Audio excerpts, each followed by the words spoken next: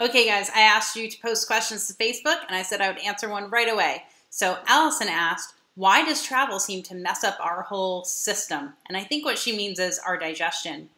I've got a few reasons why I think travel really messes us up, the first of which is stress. Now, it's stressful to travel for different reasons. Sometimes it's air travel. Sometimes you're stressed about making a plane on time, getting through security with all of your little bottles of olive oil and whatever else you're bringing with you. Sometimes you're stressed just because you don't know what's waiting on the other side of this trip.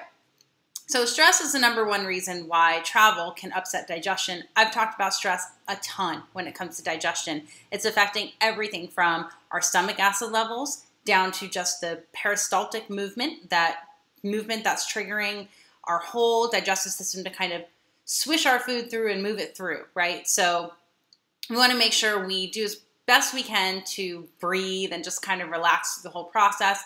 Leave plenty of time if you are traveling by air so that you're not rushing, and just do your best to relax while you're traveling and not get so worked up about everything. And I think preparation is sort of the key there.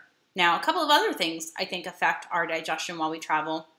Again, if it's air travel, the change in pressure in the cabin is actually something that tends to cause gas in a lot of people. Now, you may not have noticed it, or you may think that it's just you, maybe it's something you ate, but it's actually that change in cabin pressure. So depending on how long you're in the air for, that can really be messing up your system. Just be aware of it. Again, try not to eat anything that'll kind of take you off the rails before you fly, and that'll really help out.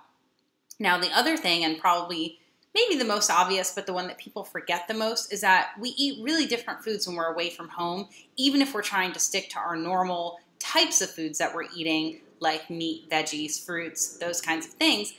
We tend to stray a little bit from what we normally eat, the same quality of food, the same ratios. So my best advice to keep your digestion on track in that way is really look to build your plate the same way when you're traveling as you do when you're at home. Now, I know that that can be difficult. Don't always know what to expect where you're going, but one thing I always do is travel with protein sources, because it can be really tough to find great protein on the road. I bring jerky with me, things like wild canned salmon. I know it sounds crazy, but if you're checking a bag or if you're driving, you can put that right in your bag. And I think that keeping your food as much in line with what you normally eat helps out a ton. So those are my tips. Number one is to not be rushed and to reduce stress. Number two is to just watch out for that cabin pressure change if it's air travel. And number three is to keep your food as even as possible with what you were eating at home.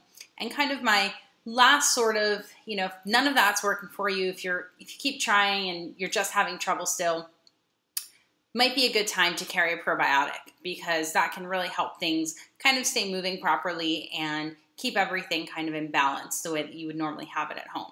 So hopefully that helps, and if you have more questions for me, post them in the comments of this video. I'm going to do my best to answer questions by video as often as I can, but it may not happen every single day. All right, thanks guys. Find me at balancebites.com.